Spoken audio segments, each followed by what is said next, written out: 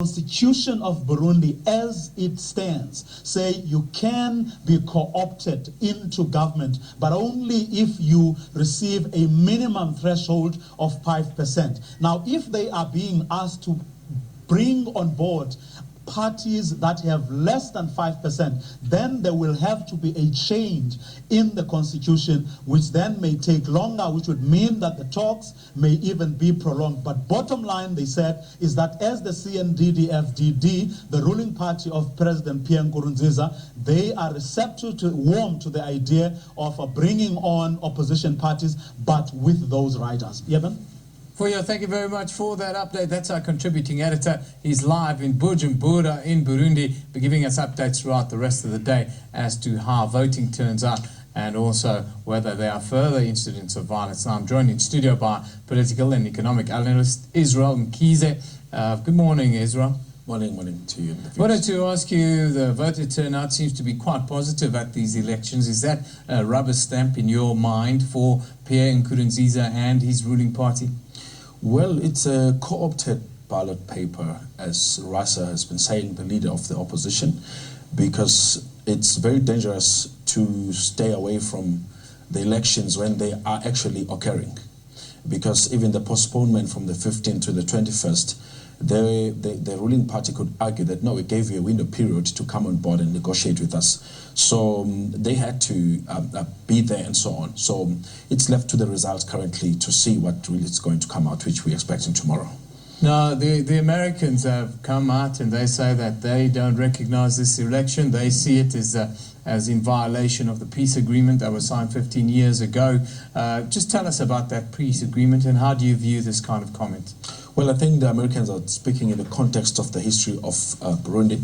You remember that they got their independence from Belgium in 1962.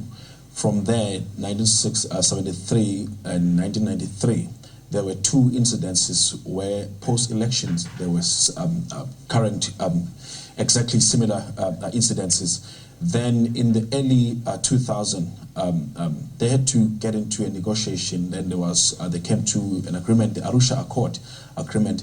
The surprising part is that at the time, Nkurunziza was more responsible on the side of good governance. And if you look at his personal credentials, the man even has an accolade for peace and for good governance appreciation from some of the world awarding bodies, so to speak. So he's not a person who is strange to the notion of good governance. So the two things which are mostly compromised or at stake here is a question of the economic and the security question. The economic question, remember that the United Nations made actually a pledge of $2 billion US, and America of that was going to support with 440 million US. So when America makes such a comment, you'll remember that they have a very strong influence on the IMF and the World Bank, and those are the world bodies that deal with a lot with the question of funding and aid for developing regions. So to get such a negative opinion from the US, it's going to rate quite negatively when it comes to the post-election foreign direct investment and an appreciated environment for planting money. What about the wider region, the Great Lakes? We see that there's been a big turnout here. Do you expect there now to be maybe less conflict in the offing in the region? You expect it to kind of spill over a little bit?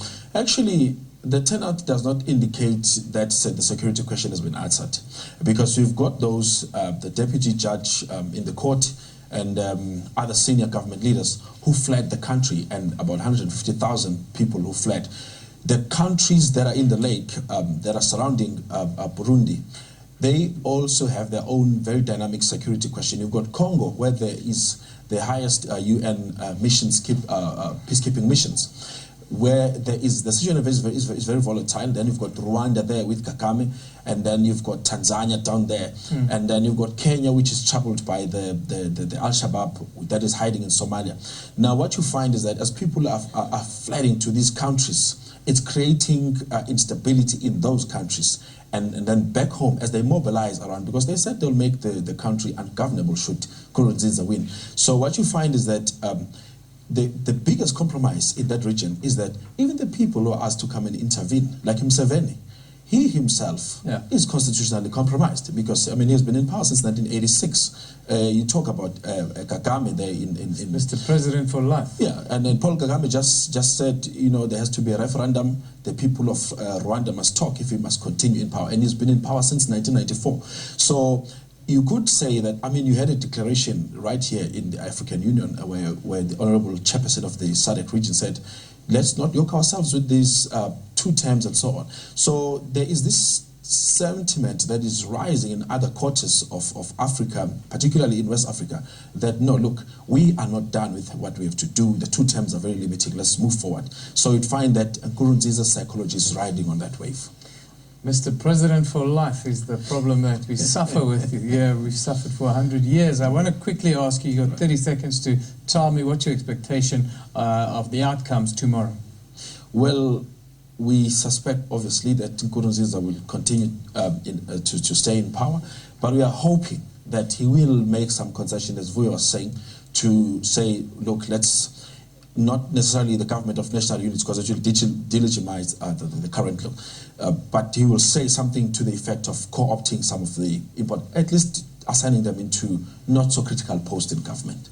Well, I thank you, Israel, for joining us, giving us your views here on Newsroom this morning with regards to elections that are ongoing in Burundi.